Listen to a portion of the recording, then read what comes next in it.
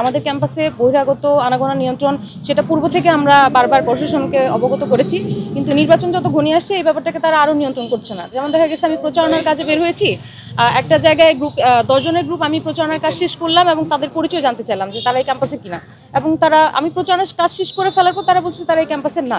এই ব্যাপারটা আমার জন্য খুব বিব্রতকর। ক্যাম্পাসের এই ব্যাপারটা বহিরাগত আনাগোনা নিয়ন্ত্রণ করা প্রয়োজন। সামনে এত বড় একটা নির্বাচন আসছে, এটা অত্যন্ত স্পর্শকাতর একটা বিষয়। আমরা চাই যে ক্যাম্পাসটা নিরাপদ থাকুক এবং হচ্ছে যে শিক্ষার্থীরা চায় যে বহিরাগত আনাগোনার ব্যাপারটা প্রশাসন যাতে নিয়ন্ত্রণ করে। আর সার্বিক নিরাপত্তার বিষয়টা হচ্ছে যে আমাদের ক্যাম্পাসে প্রার্থীরা অত্যন্ত সহাবস্থানে আছে, তাদের মধ্যে কোনো অসুবিধা নেই। আমরা সবাই হচ্ছে যে একে অপরের বন্ধু। সবচেয়ে বড় পরিচয় হচ্ছে আমরা এখানে জাবিয়ান বন্ধন নামে একটা বিষয় আছে জাহাঙ্গীরনগরে। নির্বাচন করছি, যার যার রাজনৈতিক মতাদর্শ আছে, দলমত নির্বিশেষে সবাই এখানে আসবে এবং শিক্ষার্থীরা যাকে যোগ্য মনে করবে তাকে নির্বাচন করবে। এখানে কোনো আসলে আমাদের মধ্যে ব্যক্তিগত সংঘাত নেই। প্রথমে বলে রাখতে চাই যে 24-এর গণঅভ্যুত্থান যেটা হয়েছে সেটা এই জিনিসটাকে কেন্দ্র করে হয়েছে যে দলমত নির্বিশেষে সবাই যাতে তাদের আদর্শ নীতি নৈতিকতা সব কিছুকে বাস্তবায়ন করতে পারে, তারা একটা সুস্থ পরিবেশে রাজনীতি করতে পারে, তাই না? তো সেখানে শিবিরকে এলিমিনেট করার সুযোগ নেই বা অন্য কোনো রাজনৈতিক দলকে এলিমিনেট করার সুযোগ নেই। এজন্যই গণঅভ্যুত্থান মূলত হয়েছিল।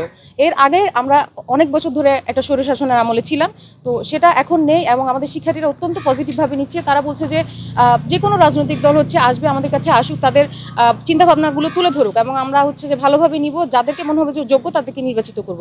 এক্ষেত্রে শিবিরের প্যানেল থেকে আমি নির্বাচন কেন করছি তারা এটা জিজ্ঞেস করছে না, তারা বরঞ্চ খুশি হচ্ছে যে আমি শিবির সমর্থিত প্যানেলের পরিচয়টা দিচ্ছি। শিক্ষার্থীরা অত্যন্ত ভালোভাবে নিচ্ছে এবং আমরা ব্যাপক সাড়া পাচ্ছি নির্বাচনের ক্ষেত্রে। আর মনোবল হতে হয় স্পার্জিত। জেরুসালেম 25 বছরের পথ চলায় নিরাপদে রাখার প্রত্যয়ে। আমাদের ক্যাম্পাসে 50% নারী শিক্ষার্থী, সেক্ষেত্রে আমাদের নারী প্রার্থীবৃন্দের বিশেষ কাজের জায়গাটাই এখানে। আর আমি যেহেতু আইনের শিক্ষার্থী, আমাদের বিভিন্ন আইন রয়েছে সাইবার ল কেন্দ্রিক।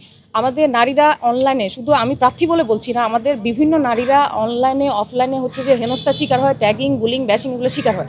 এই নারীদের জন্য একটা সুস্থ প্ল্যাটফর্ম তৈরি করা, তারা যাতে একটা সুস্থ রাজনীতিতে আসতে পারে, এই জন্য আমরা কাজ করে যাব ইনশাল্লাহ। তাদেরকে এটা আশ্বস্ত করব, প্রশাসনের সাথে কথা বলবো এবং বিভিন্ন যে সেলগুলো গঠন করা আছে, সেক্সুয়াল হ্যারাসমেন্ট প্রিভেনশন সেল এবং যে সাইবার সিকিউরিটি যে এনশিওর করবে যে সেল আছে, সেটা ইফেক্টিভভাবে রান করার জন্য আমরা কাজ করে যাব ইনশাআল্লাহ। আমাদের প্যানেলে যারা আছে 25 জন শিক্ষার্থী, তারা অত্যন্ত যোগ্য এবং সৎ নেতৃত্ব।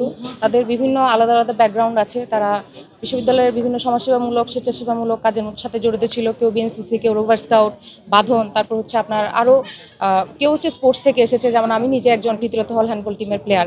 তো আমাদের বিভিন্ন কাজের জায়গা ছিল পূর্বে থেকেই। তো আমাদের এই অভিজ্ঞতাগুলোকে কাজে লাগিয়ে আমরা এই প্ল্যাটফর্মে এসেছি এবং শিবিরের প্ল্যাটফর্মকে ইনক্লুসিভ এজন্যই বলা হচ্ছে যে তারা শুধু তাদের রাজনৈতিক স্বার্থ সংশ্লিষ্ট মানুষকে এখানে নিয়ে আসেনি।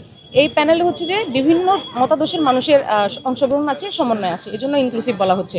এবং শিবিরের সমর্থিত প্যানেলকে কেন নির্বাচিত করা প্রয়োজন, তারা যে ইশতেহারগুলো দিচ্ছে এবং তারা যে আশ্বাসগুলো শিক্ষার্থীদেরকে দিচ্ছে, সেটা যে আমাদের ক্যাম্পাসের শিক্ষার্থীদের লেন্সে যেগুলো দেখা হচ্ছে, তাদের সাথে কথোপকথন হয়ে তাদের চাওয়া পাওয়াকে আমরা মূল্যায়ন করছি এবং যে অত্যন্ত বাস্তবসম্মত আমাদের ইশতেহারগুলো রয়েছে এবং আমরা এটা বাস্তবায়নে সচেষ্ট হব বলে তাদেরকে আশ্বাস দিয়েছি। এজন্যই তারা আমাদের নির্বাচিত করবে এবং আমাদের জবাবদিহিতার জায়গাটা রয়েছে। আমরা কথা এবং কাজের মিল রাখতে চাই। আমরা এখন আকাশ কুসুম ইশতেহার দিব এবং পরে তা বাস্তবায়ন করবো না, এমনটা না, এবং আমরা যেটা দিয়েছি সেটা বাস্তবায়নে সচেষ্ট থাকবো।